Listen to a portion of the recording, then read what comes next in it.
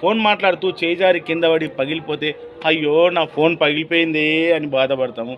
ప్రాణం లేని ఫోన్ కింద పడి పగిలిపోతే అంత బాధపడుతున్నావు. నీకు బంధాలను బంధుత్వాలను దూరం చేసుకుంటూ ఎలా ఉంటున్నావయ్యా? ఫోన్ పగిలిపోతే కొత్త ఫోన్ కొనుక్కోవచ్చు, వస్తువు పోతే కొత్త వస్తువు కొనుక్కోవచ్చు. చెల్లి అన్న తమ్ముళ్ళను దూరం చేసుకుంటే వాళ్ళను కొని తేగలవా? తేగలలేవు. చిన్న మాట స్పర్ధతో ముఖం చాటేసుకుంటున్నారు ఇవాళ రేపు చాలామంది తన బంధాలను బంధుత్వాలను. అలా చేయకండి. తప్పు ఎవరిదైనా ఒప్పు ఎవరిదైనా పోయి మాట్లాడండి. నువ్వు పోయి మాట్లాడు, వాళ్ళు మాట్లాడుకుంటే చూద్దాం. వాళ్ళు తప్పకుండా మాట్లాడతారు, వాళ్ళకు కూడా మాట్లాడాలని ఉంటుంది. కానీ కొందరు పెద్దోళ్ళే కావచ్చు, కొందరు అలవాటే కావచ్చు, ఆడు వచ్చి నాతో మాట్లాడితే నేను మాట్లాడతా అని అనుకుంటారు కొందరు. మనం మాట్లాడితే తప్పేముందండి? మనం చిన్నవాళ్ళమైనా పెద్దవాళ్ళమైనా మనం మాట్లాడితే తిరిగి వాళ్ళు కూడా మాట్లాడతారు.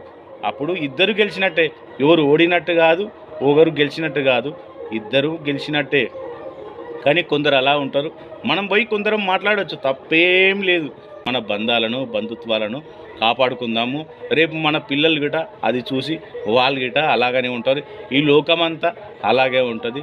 ప్లీజ్ మన బంధుత్వాలను మన బంధాలను బంధుత్వాలను దూరం చేసుకోకండి.